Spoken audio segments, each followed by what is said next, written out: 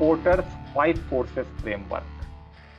Now, Porter's 5 Forces Framework is utilized for industry entry and industry exit. So that is for your case, whether or not we should enter into a particular industry with our product, or let us say if your product is already there, whether or not we should continue with the product or we should exit this space. So Porter's 5 Forces Framework include rivalry among existing competitors. Who are the existing competitors and what is the rivalry among them? So I'll tell you, there are some industries where there is very high rivalry among existing competitors. Airlines industry is one such industry. Video games industry is yet another industry. Say, if you talk about core banking solutions, so the solution providers, they have a very high rivalry. And if we talk about core banking solutions, threat of new entrants is low, because that is I'm talking about a core banking solution which will typically help a bank run its, say, retail banking or branch banking operations. So threat of new entrants is low for the fact that the solution and the industry has got high capital intensiveness. You can't build a core banking solution overnight. You require domain experts. The area is very vast and the budget will run into, say, hundreds of crores. And over and above, there are regulatory barriers also.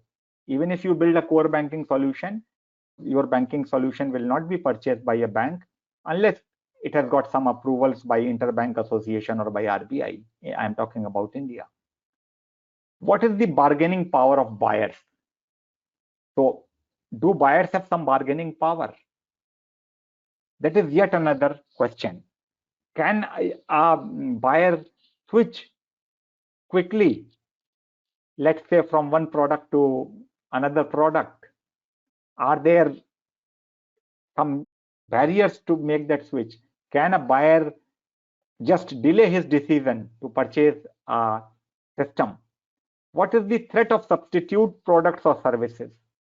So many a times there is a threat of substitutes. Many companies, say companies which are providing training services or education services, they may not invest for an e-learning system, but what they require is a software like Zoom or GoToWebinar. So that is a substitute. That's not a full-fledged e-learning system. And a typical e-learning system is asynchronous. Here it is synchronous learning. So, but that is a substitute. Or say a substitute for sugar is artificial sweetener. Can our product be substituted by something else? Bargaining power of suppliers. So who are our suppliers? So say, for example, in technology industry, inputs include the manpower, inputs include the software which come from other leading vendors. So what we do, we analyze the industry on the basis of these 5 factors. And then we decide whether we should enter into a given industry. Do we have what it takes to succeed? And at times our product is present in an industry and for some reason we have to think whether or not we need to continue. Then we do industry analysis, or we use what is known as the Porter's 5 Forces Framework.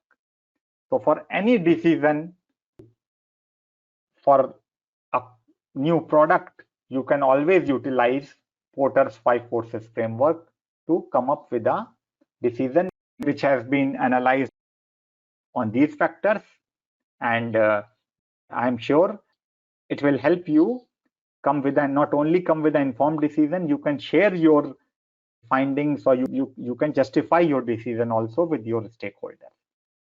So this is the Porter's 5 Forces Framework. Let's assume that you are a person who has got a distinct track record in banking industry. So you are a veteran in this area. You have worked with all the major banking software organizations. Now, you and let's say another 2-3 individuals who are your friends, who have been your colleagues, you plan to get into this industry. So how will you decide whether or not you should get into, say, a situation wherein your team is to build a banking solution? How will you decide? Yes, you have a starting point, that is fine. But then mere skills are not enough. You need to come up with a decision, a holistic decision. So this framework provides you that inputs or the areas where you need to focus upon to arrive at a decision for product entry or product exit for a given industry.